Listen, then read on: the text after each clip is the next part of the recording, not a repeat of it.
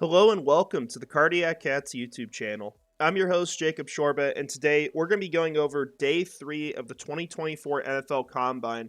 A really exciting one as we get to talk about running backs, wide receivers, and quarterbacks. And there's definitely a lot to talk about here. So we're going to get into that. Today is the final day of the Combine. Technically Monday. We'll have stuff too. I think it's pretty much just bench press for the offensive linemen. So, this is really it. I mean, we're down to it, and from this point on, it's going to be pro days. It's going to be things we hear about teams meeting with players, and you can't really learn a whole lot extra other than just going back to the film. So, really, one of the last days where you can have a big impact on the draft as far as what the prospects can do for themselves. So, it's wrapping up. I think that's kind of the point I'm trying to make, but we're going to start with running backs here. We're going to talk about three guys. One I think was a really big winner. Another one I think was a really big winner too, but not really as high on my board. And he actually needs to be added to my board, in fact. And then the third one I think just didn't have a good day. It doesn't really change my opinions on him, but just kind of the way it went. So we'll start with the big winner, Trey Benson. I've been feeling for quite a while that Trey Benson is clearly the best running back in this class. Clearly. Because I think he's the one player that is both complete in his ability to do everything you would ask him to do and can also play at a very high level. And those are really important things for the running back position. When I look at all these players, I probably see him as the one guy that is going to go out there and be able to take on the full workload. That doesn't need to be in a committee that you can pick up in the draft and he's just going to be awesome. And, not to say he's never going to struggle early on, but that's why I think Trey Benson is. I think he's a really good football player that can do everything. If you had any questions about it, he ran a sub 440, ran at 439, did really well at the combine.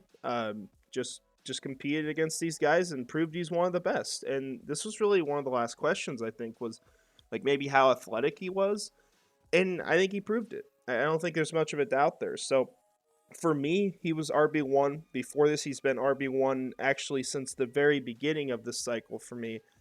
And he's going to stay RB1 all the way through the end. So really impressed with what I saw from him. Love to see it. He's going to probably be a second-round guy, I imagine. I could see a team taking a swing early on, maybe like the Jets did with Breece Hall.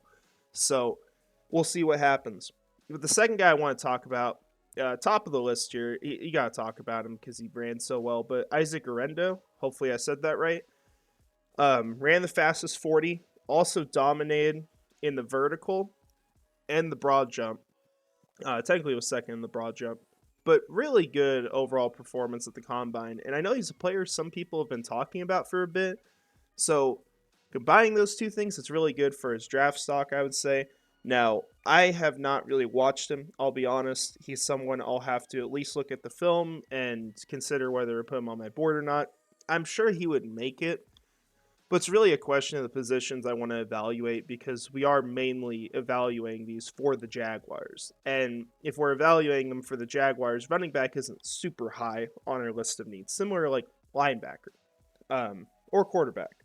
So we'll see what happens there. I'll probably try to get him on my big board, though. But he did really well, and he's going to be on the radar of a lot more teams now. But the final guy here to talk about didn't do as well was Audric Estime. You got to go all the way down to the bottom of the list to find him. Ran a 4.71, which was really shocking. And honestly, I don't think that's his speed when he's playing. Like, it just doesn't feel like it. You watch him on film, and he feels like one of those very complete running backs. I think the really enticing thing about him is the limited amount of snaps he's had to take, right? And that's usually a bad thing at most positions. But at running back, where you're getting beat down all the time, he has longevity. He's a player who can make it a long time in the NFL. And the good thing is that his 1 year of playing full time, he got like 1,300 yards on the ground. And you could see the athleticism. You could see him hurdle people and just blow through tackles. Like it's impressive. But the question's always been like top end speed. This guy isn't really someone who's going to break away. So he's maybe not that perfect running back to dominate and take on all the snaps. But I do think still he's a really good running back. It's just the 40 time was not good, obviously, not what you want to see, and it's gonna have to be factored in a little bit. Probably will a lot for teams, but if you're looking for a bruiser, he's still the guy. I mean, I can't really wrap my head around him not being that.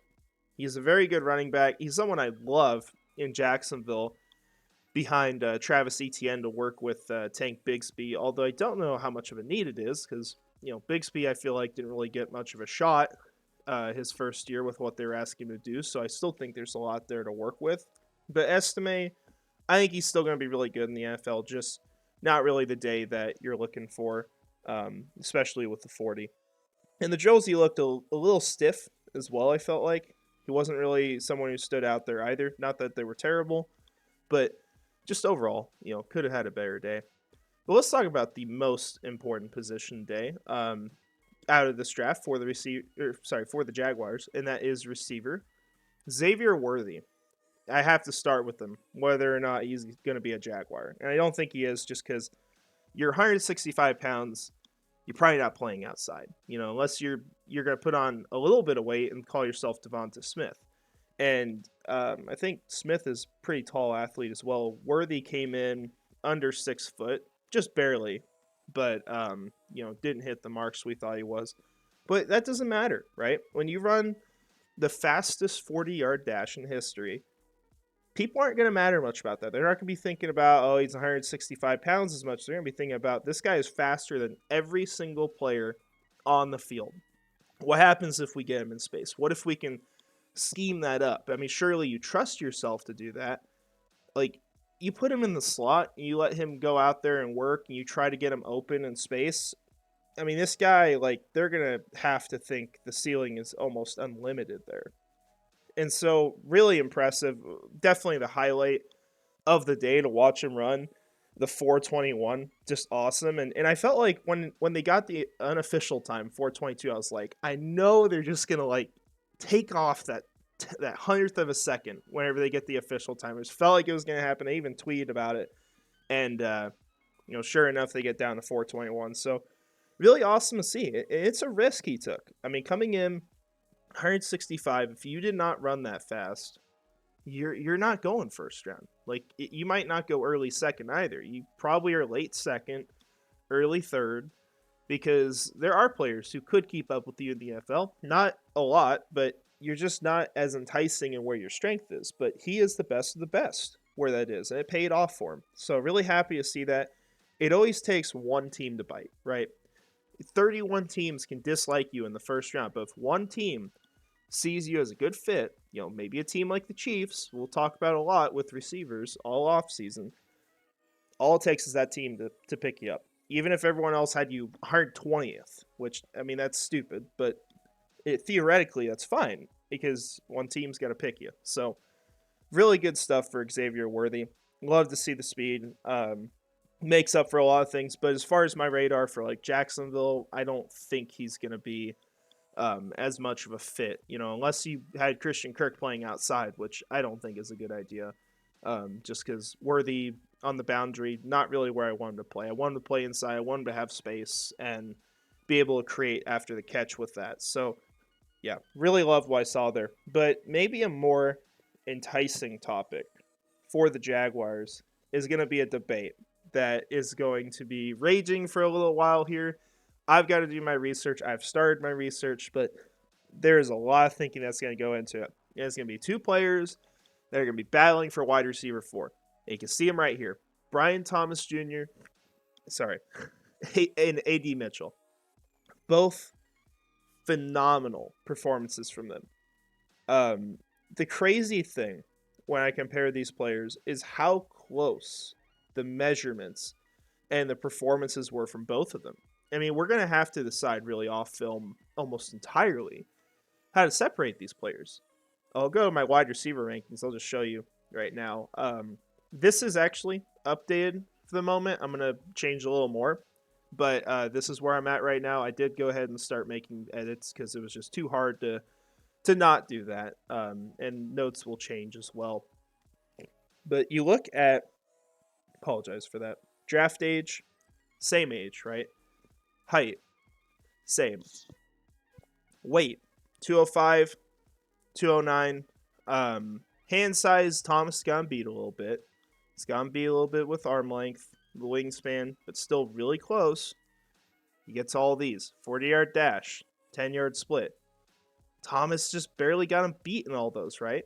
So I'm just saying, like, it's kind of hard to separate these guys. I mean, sure, Thomas was better in basically every single one of those numbers, but there's things on film you have to consider as well. And for these two guys, like, my differences is that I think for Thomas, like, yeah, you edge him out in most of these statistics, right?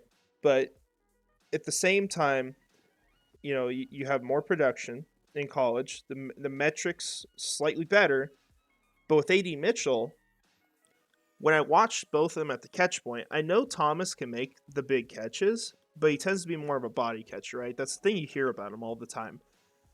AD Mitchell has this uncanny ability to just adjust to almost any catch thrown to him. He can make some incredible catches that no receiver should be able to make because he knows how to track the ball down the field. And that's just too important. I mean, like, you have to consider that in your evaluation, especially for Jacksonville, who needs a guy who can catch those deep throws, because when they threw it deep, they didn't have that guy. You know, Zay Jones did it a couple times this last year, but that's all there was. I mean, you weren't really doing a whole lot otherwise unless Calvin Ridley was just left wide open. So I look at that with AD Mitchell.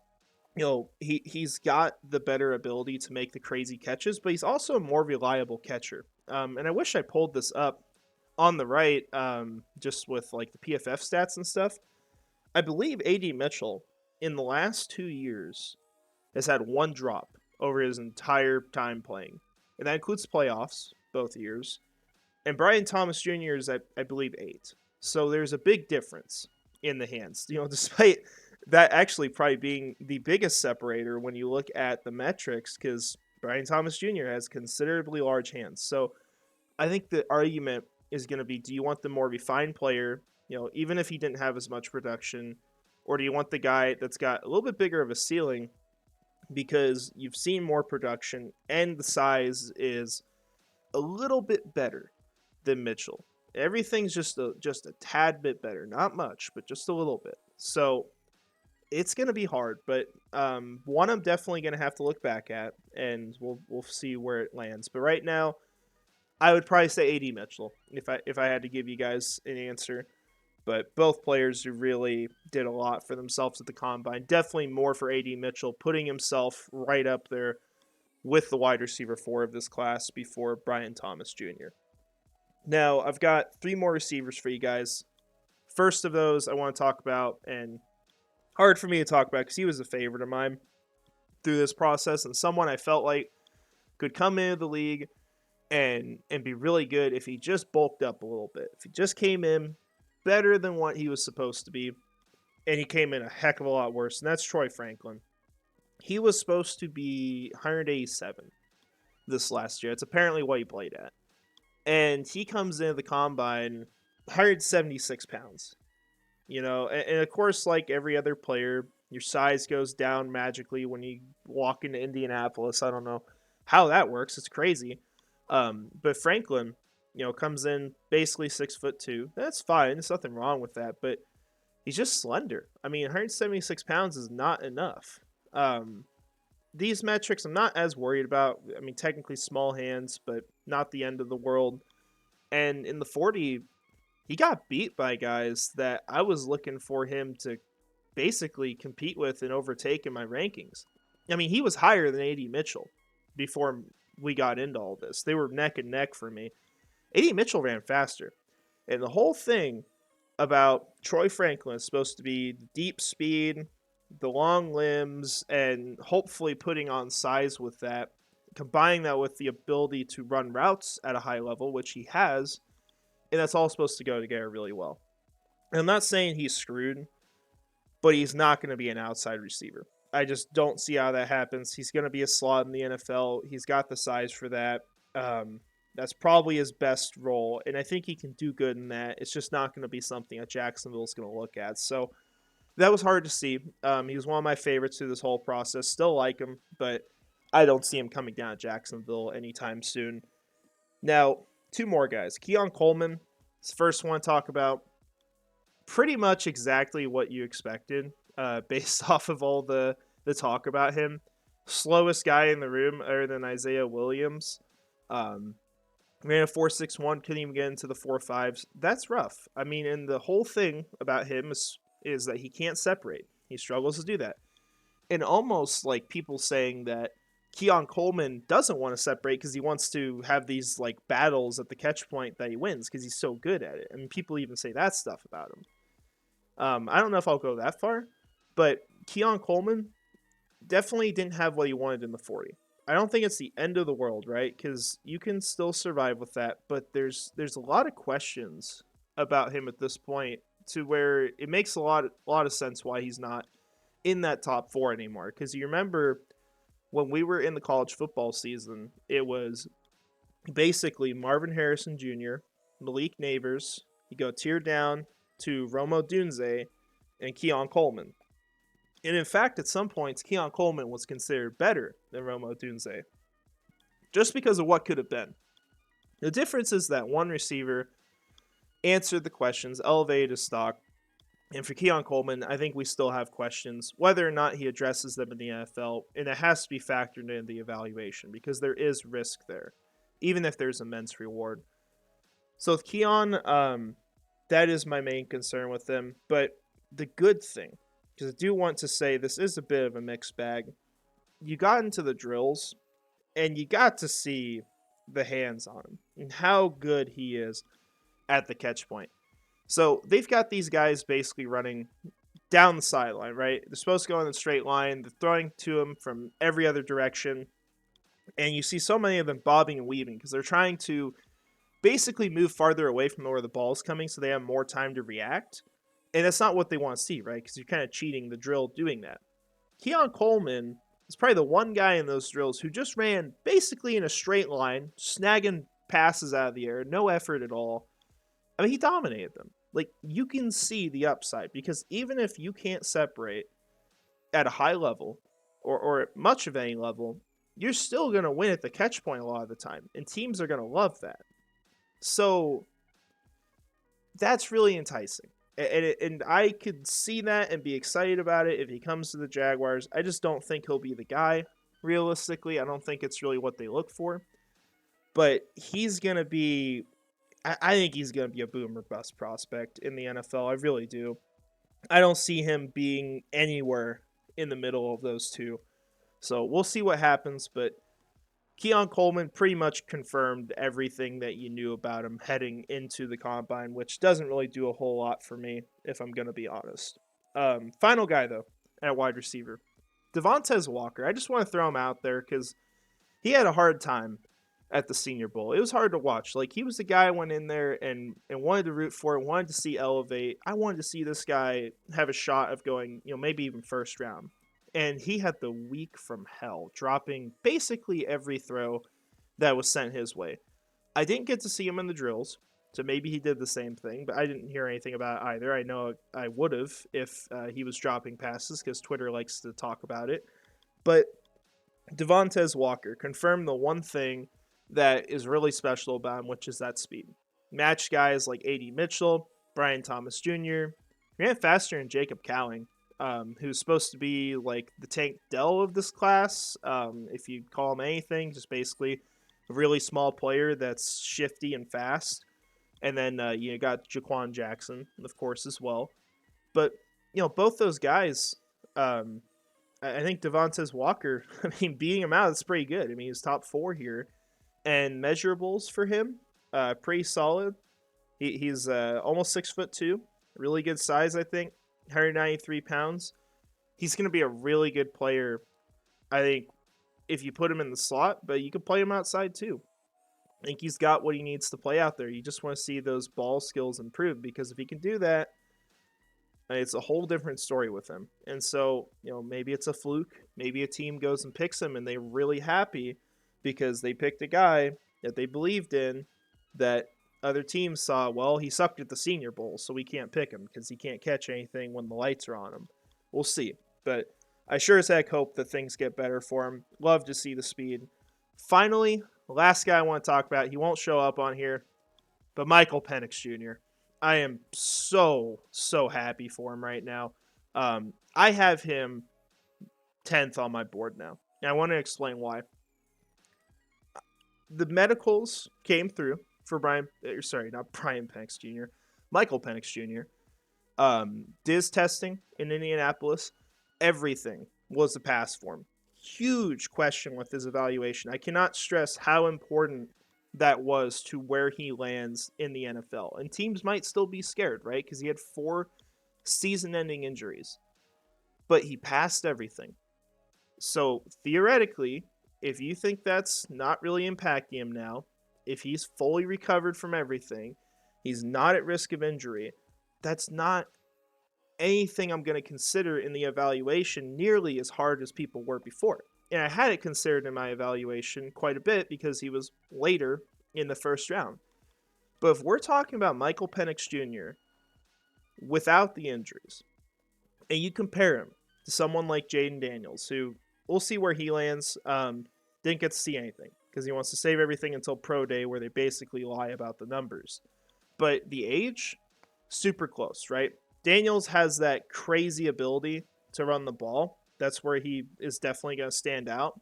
But the things with Penix, just awesome arm talent.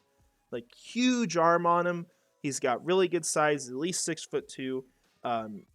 He is arguably the best pure passer of the football in this draft. And the most important thing, I think, as well, to go along with that, is that Penix is a winner. He's a guy who's going to give it his all the time. He's not a guy who's going to fold. He's not there for money. When you suffer through the amount of stuff that he's had to go through, you love the game of football to keep going. Look at a guy like Leatu Latu as well. Had to medically retire at one point from football. These guys love the sport. And for Penix, I'm so happy to see him get through this process with all the check marks, have a hell of a day at the combine. I really hope for him that he can go, really early in the draft. And ideally, I'd love to see him on the Vikings. That would be fantastic. But we'll see where he lands. And wherever he lands, I'll root for him because it's not going to be the AFC South, thank God. No options down here. So, but yeah, I just wanted to throw that out because I'm really happy for Penix. And you guys, if you follow me, I'm a big fan of him. Want to see him succeed in the NFL and love the news that he got on Saturday this weekend. So that's all I've got for you guys. Today is going to be an exciting day as well because we've got offensive line drills.